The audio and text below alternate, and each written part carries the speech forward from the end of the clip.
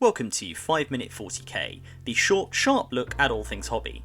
Today we're talking Sisters of Battle, and specifically the Celestian Sacresants, one of the new units from the updated Sisters Codex.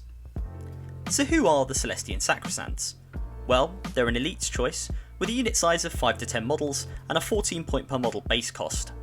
Every model in the unit carries a bolt pistol, frag and crack grenades, and the girls in the squad can be given either an anointed halberd, making them strength 6, AP -3, 1 damage in melee, or the hallowed mace, which is shown on your screens now, making them strength 5, AP -1, or 2 damage in melee.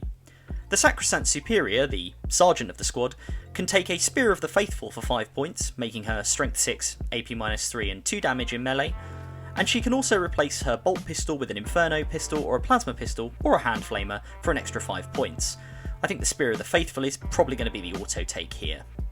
They're fairly tanky as far as Sisters go, with a 2-up save and a 4-up invulnerable save thanks to their Sacresant shields, and each of them get 2 attacks, with the Superior having 3, so a little bit fightier than your average Battle Sister. They also have the core keyword, so there's plenty of scope for options and buffs with other things in the Codex.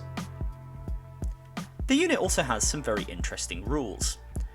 First up is the Bodyguard rule, which means while a friendly Sanctified or Order character model is within 3 inches of a unit, that character cannot be targeted by ranged attacks. I should just say that a Sanctified character is one that doesn't have an order, so for example named characters like Morven Val or units like the Dialogus or Hospitaller. This is a great rule that works from behind terrain as long as the character unit is within 3 inches, and overrules sniper models that would otherwise ignore rules like Lookout Sir. This allows you to quite easily protect models like Val, your Canonesses, Dogmatas, etc.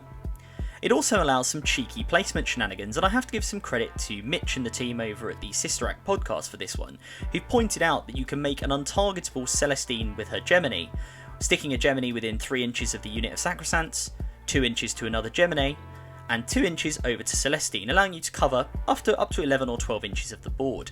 Given Celestine's ability to heroically intervene and being a bit of a beat stick in combat, this allows you to pull off some shenanigans.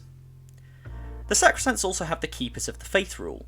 This allows them to heroically intervene like they're a character unit, i.e. move up to 3 inches into the nearest enemy unit once the enemy has completed all charge moves, and that includes if they don't declare any charge moves during the phase. And if they heroically intervene or are charged by an enemy unit and aren't already in engagement range of another enemy unit, i.e. if they're not in combat, they can set to defend. This means they can't overwatch, but it does give them +1 to hit in melee, again making them that little bit better. There are a number of possible buffs and synergies that you can use, as I mentioned earlier, and while this isn't an exhaustive list, this is just some ideas on things you can use on them.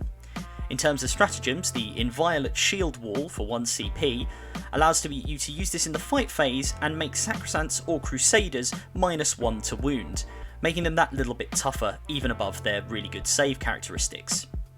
Exceptional Proficiency for 1 CP can be used in the shooting or fight phase and gives Celestian keyword units +1 to hit. Given the Keepers of the Faith rule and the access to rerolls from units like Morven Val or Canonesses and Palatines, I'm not sure you're going to use this one anywhere near as much.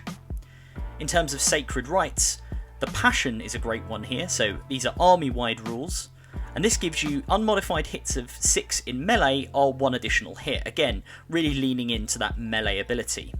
Hand of the Emperor is probably also not a bad one for these girls if you want them to be able to move quickly, as it gives you +1 to advance and charge.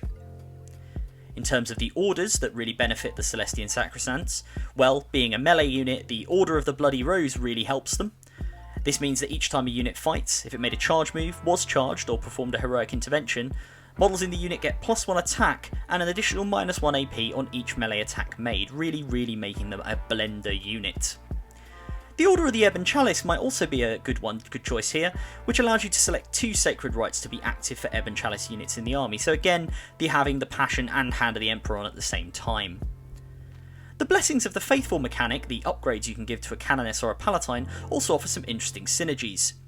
Rapturous Blows at 25 points allows a Canoness or a Palatine to use their once per game Miraculous ability, which means that while a core or character unit is within miracle range, which is up to 6 inches depending on the value of a miracle dice that you discard in your command phase, each unmodified wound of a 6 in melee by a core or character unit gives you 1 mortal wound, so a really good way of boosting the mortal wound output on a unit like this.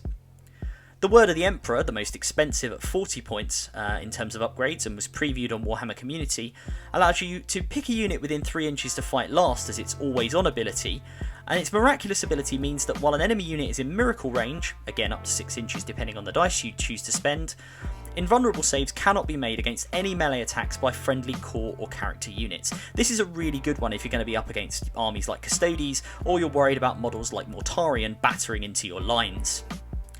The Hymns of Battle that I discussed in my previous video also offer some nice synergies.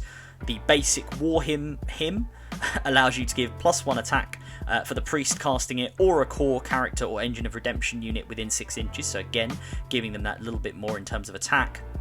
And the Verse of Holy Piety allows you to select 1 sacred rite that isn't active for your army and give it to a core or character unit within 6 inches of the intoning priest. So again, if you want to get one of those sacred rites active, this is the way to do it. It's also worth talking about the Dogmata. Well, she's not a hymn, but she is a priest model who can give obsec to a core unit within 6 inches, so a really good way to make Celestian Sacresants objectives secured and get the benefits of the Hymns of Battle. Thanks for watching. If there's anything you'd like to see in the next 5-minute 40k, please comment down below, and don't forget to like and subscribe.